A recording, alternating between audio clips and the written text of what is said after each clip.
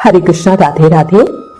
आज आपको इस वीडियो में महाफलदायी षटतिला एकादशी का महत्व और पूजा विधि बताती हूँ।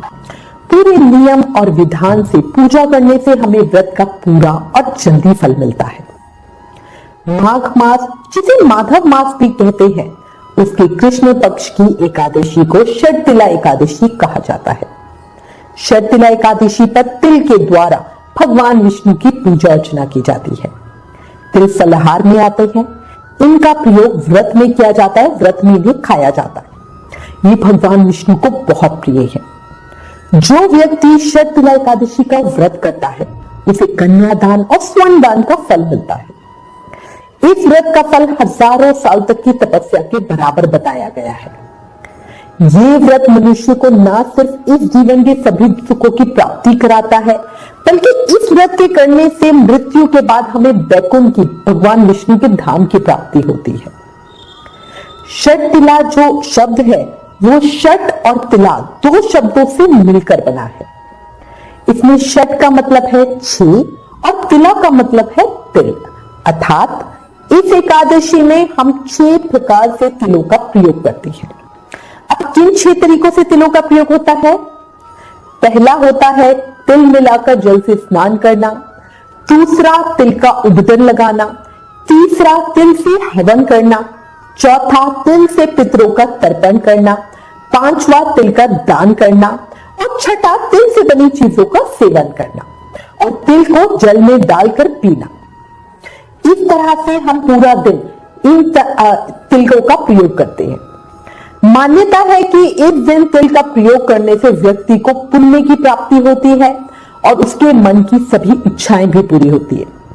ऐसी भी मान्यता है कि तिल का प्रयोग जितना ज्यादा होता है, व्यक्ति उतना ज्यादा सालों तक स्वर्ग में निवास करता है। तो अब आप इससे षटतिला एकादशी का महत्व समझ ही चुके होंगे। अब मैं आपको षटतिला एकादशी की पूजा विधि बताती हूं। देखो, षटतिला एकादशी बहुत महान और पुण्यदायी है, इसलिए जो लोग एकादशी व्रत नहीं करते, वो कम से कम एकादशी की पूजा जरूर करें। षटतिला एकादशी पर तिलों का प्रयोग करके हम भगवान विष्णु की पूजा करेंगे और महावरदान को पाएंगे। तो कितना आसान उपाय है। देखो, पद्म पुराण में एकादशी का बहुत महत्व बताया गया है और उसका विधि विधान का भी उल्लेख किया गया है। तो यहाँ पर मैं थोड़ा सा उसी तरह की डिटेल बता रही हूं जो हमें पुराणों में हमें बताई गई है। हर एकादशी की व्रत की तरह ही इस एकादशी के व्रत के नियमों का पालन भी हम दशमी तिथि से ही करेंगे। दशमी पर सूर्यास्त के बाद अन्न नहीं खाएंगे। जिन लोगों ने माघ मास का व्रत किया, मतलब वो पूरे माघ के महीने एक समय भोजन करते हैं, वो दशमी की दोपहर में ही भोजन कर लेंगे। रात को भगवान का ध्यान करते हुए जमीन पे सोएंगे और ब्रह्मचार्य व्रत का पालन करेंगे। सुबह ब्रह्म मुहूर्त में उठेंगे। माघ मास में भगवान की प्रसन्नता के लिए माघ स्नान किया जाता है। पर जो साधक वैसे माघ स्नान नहीं कर रहे, वो कम से कम जो हमारी पुण्य तिथियां होती हैं, जैसे एकादशी हो गया, पूर्णमासी हो गया, अमावस्या हो गया, उन पर सुबह जल्दी उठकर अंधेरे में स्नान जरूर ही करना चाहिए, ताकि हमें भी माघ मास स्नान का कुछ पुण्य मिल सके। अगर स्नान किसी नदी पर कर सको तो उससे तो उत्तम कोई बात ही नहीं है। पर अगर नदी पर स्नान करना संभव ना हो तो घर में ही नहाने के जल में तिल, गंगा जल और आंवले का रस मिलाकर स्नान करें। षटतिला एकादशी पर तिल के उपटन का विशेष महत्व है, इसलिए तिल का उपटन लगाकर ही स्नान करें। साबुन नहीं लगाएं। स्नान के बाद स्वच्छ कपड़े पहने। पूजा में काले नीले कपड़े नहीं पहने। स्नान के बाद सबसे पहले पूरे घर में गंगा जल के छींटे लगाएं और घर का जो मुख्य द्वार होगा, मेन गेट होगा, वहां पर हल्दी से स्वास्तिक बनाएं। इसके बाद पूजा की तैयारियां करें। भगवान विष्णु के साथ मां लक्ष्मी का पूजन करें। जो शालग्राम जी की या बाल गोपाल की या युगल सरकार की पूजा करते हैं, सेवा करते हैं, वो उनका पूजन करें। उन्हें पंचामृत से स्नान करवाएं, उन्हें नए वस्त्र धारण करवाएं, उनका सुंदर बढ़िया श्रृंगार करें। अच्छा, षटतिला एकादशी वाले दिन तिलोदक करते हैं, यानी पंचामृत जो हम बनाएंगे उसमें तिल मिलाकर भगवान विष्णु को स्नान करवाएंगे। इससे दुर्भाग्य दूर होता है। इसके बाद भगवान विष्णु को पीले रंग के फूल, पीले रंग के फल, काले और सफेद तिल, नैवेद्य, भोग आदि अर्पित करेंगे। भगवान विष्णु की रोली, मोली, धूप, दीप, नारियल, सुपारी, अनार, आंवला, लौंग, बेर आदि चीजों को अर्पित करके प्रेम भाव से हम उनकी पूजा करेंगे पूरे समर्पण के साथ। इसके बाद भगवान विष्णु के मंत्र ओम नमो भगवते वासुदेवाय नमः या ओम नमो नारायणाय नमः, इस मंत्र का जप करेंगे, विष्णु सहस्त्र नाम का पाठ करेंगे। आप चाहे तो विष्णु चालीसा का पाठ करें, बहुत बहुत फलकारी होता है। पूर्व की दिशा की तरफ मुंह करके तिलों से 108 बार ओम नमो भगवते वासुदेवाय स्वाहा इस मंत्र की आहुति देते हुए हवन करेंगे। इससे हमारी सारी आर्थिक समस्याएं दूर होती है। अच्छा, इसी के साथ मनुस्मृति में हमें वर्णन मिलता है कि गाय के घी में सफेद तिल मिलाकर लक्ष्मी या श्री सूक्त का हवन करने से माता लक्ष्मी की कृपा भी हमें शीघ्र मिलती है। मनुस्मृति में तिल को दरिद्र नाशक कहा गया है, मतलब हमारी गरीबी को मिटाने वाला। तिल से हवन कैसे करें, तिल का उपटन कैसे बनाएं, तिल से फलाहार या भोग के लिए प्रसाद आदि कैसे बनाएं, जो व्रत में खाने वाली चीज होती है वो कैसे बनाएं, इन सब का वीडियो हमारे चैनल पर ऑलरेडी है। साथ ही विष्णु सहस्त्र नाम, विष्णु चालीसा, एकादशी माता की आरती का वीडियो भी चैनल पर है। उन वीडियोस के लिंक नीचे मैंने डिस्क्रिप्शन में दिए हैं, एक बार उन वीडियोस को जरूर देखें। देखिए, ऐसा कहा जाता है कि शततिला एकादशी पर व्यक्ति के हाथ से जितने तिलों का प्रयोग किया जाता है उसका भविष्य उतना ही उज्जवल बनता है। अच्छा, ये करने के बाद हमें हवन करने के बाद भगवान विष्णु को तिलों से बनी चीजों का भोग भी लगाना है। आप तिल के लड्डू बना सकते हो, है ना, कुछ भी करके तिलों की चीजों का भोग लगाना है। भोग लगाने के बाद भगवान विष्णु की धूप व दीप से आरती उतारे, साथ ही एकादशी माता की आरती भी जरूर करें। पूजा के बाद किसी गरीब या निर्धन ब्राह्मण को तिलों का दान दक्षिणा सहित जरूर करें। याद रखिएगा, बिना दक्षिणा के दान पूरा नहीं होता और इस दिन तिलों के दान को बहुत महत्व दिया गया है।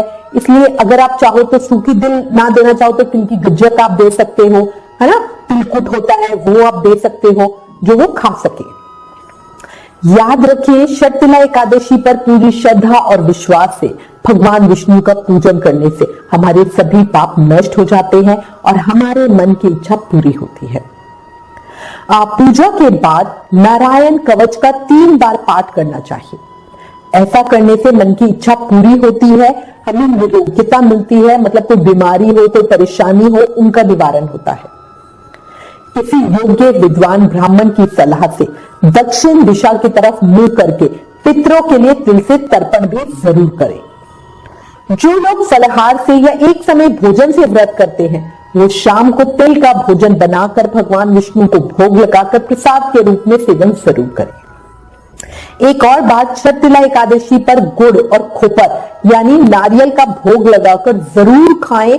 इससे हमें कभी भी चमगादड़ की योनि नहीं मिलती। देखिए, अनजाने में भी हम कई बार बहुत गलतियां करते हैं, तो उससे मुक्ति पाने के लिए हमें ये करना चाहिए।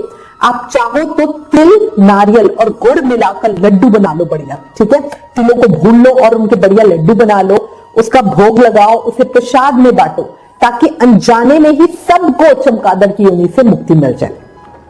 जो एकादशी व्रत नहीं करते या एकादशी की पूजा नहीं करते, वो भी एकादशी की पूजा, भोग, सेवा आदि जरूर करें। शाम के समय और रात में भगवान विष्णु के भजन सुने, रात्रि जागरण करें। अगर पूरी रात जागरण नहीं कर सकते हो तो कम से कम 12-2 बजे तक तो जरूर ही उठो। उसके बाद रात में सोते समय अपने बिस्तर पर भी तिल डालकर सो। अगले दिन द्वादशी पर सुबह सवेरे नहा धोकर भगवान विष्णु को बढ़िया देसी घी डालकर खिचड़ी का भोग लगाएं। द्वादशी पर खिचड़ी का भोग लगाने का विशेष महत्व है। ब्राह्मणों को भोजन कराएं, दान दक्षिणा दे, अपने व्रत का पालन करें और उसके बाद ही खुद भोजन ग्रहण करें। अच्छा, अब है कि शततिला एकादशी पर हमें कुछ चीजों का ध्यान रखना चाहिए, कुछ सावधानियों का ध्यान रखना चाहिए। सबसे पहली चीज, शततिला एकादशी के अगले दिन द्वादशी पर हमें तेल का बिल्कुल प्रयोग नहीं करना, ना रिफाइंड का, ना सरसों के तेल का, शरीर पर भी नहीं लगाना और खाने में भी नहीं लगाना, ठीक है। ना ही तेल हम शरीर पर लगाएंगे, ना ही खाने में प्रयोग करेंगे, हमें देसी घी का इस्तेमाल करना है। अब ऐसा क्यों? क्योंकि माघ महत्तम में हमें वृत्तांत मिलता है कि विद्याधर ने एकादशी व्रत रखकर द्वादशी को शरीर पर तेल लगाया था, जिससे उसका मुख व्याग के समान कुरूप हो गया था। उसी तरह एक और राजा इलानंदन पुरुवात ने द्वादशी को तेल का सेवन किया था, तेल खाया था, जिससे उन्हें कुरूप शरीर की प्राप्ति हुई थी। इसलिए ध्यान रखें, द्वादशी को किसी भी तरह के तेल का ना तो सेवन करें और ना ही तेल शरीर पर लगाएं। जो लोग व्रत नहीं करते वो भी इस महान दिन पर एकादशी, क्योंकि देखो एकादशी वाले दिन किए गए किसी भी कर्म का फल हमें कई गुना होके मिलता है। अच्छे कर्म करोगे उसका फल भी कई गुना होके मिलेगा, बुरे करोगे उसका भी मिलेगा। तो इस महान दिन पर प्याज, लहसुन और तामसिक चीजों का हमें प्रयोग नहीं करना चाहिए जो एकादशी व्रत नहीं करते। एकादशी की पूजा में हर तरीके से परिवार में शांति का माहौल बना के रखें। ऐसा ना हो एक तरफ तो आप पूजा करो, दूसरी तरफ लड़ाई झगड़ा कर रहे हो, या किसी की उसने ये बात मुझे गलत बोली, उसने ऐसा किया, ऐसा नहीं करना। ठीक है, वैसे तो ये हमें रोज में भी नहीं करना चाहिए, बट एकादशी वाले दिन हमें विशेष ध्यान रखना चाहिए। किसी भी तरह का गुस्सा हमारे व्रत के फल को समाप्त कर देता है। याद रखना, झूठ भी नहीं बोलना। देखो जो नॉर्मल बातें होती है, बड़ों का निरादर नहीं करना, काम, क्रोध, लोभ, मोह, अहंकार का त्याग करना है, शरीर भगवान की शरण में जाना है, ये सब चीजें हमें रोज में करनी चाहिए, पर एकादशी वाले दिन इन चीजों का विशेष ध्यान रखें। मैं उम्मीद करती हूँ इस वीडियो में दी गई जानकारी आपके लिए उपयोगी होगी। इससे संबंधित अगर आपके पास कोई भी कमेंट या सजेशन है तो प्लीज हमें लिखें। ज्ञान बांटने से डरता है, इसलिए इस वीडियो को ज्यादा से ज्यादा शेयर करें। अगर आप अपने फोन पर एकादशी व्रत का रिमाइंडर चाहते हैं या आने वाले व्रत त्योहारों की जानकारी चाहते हैं तो हमें हमारे व्हाट्सएप नंबर 9821025751 पर मैसेज करें एकादशी लिखकर। Please like, share and subscribe. Thank you. Hare Krishna.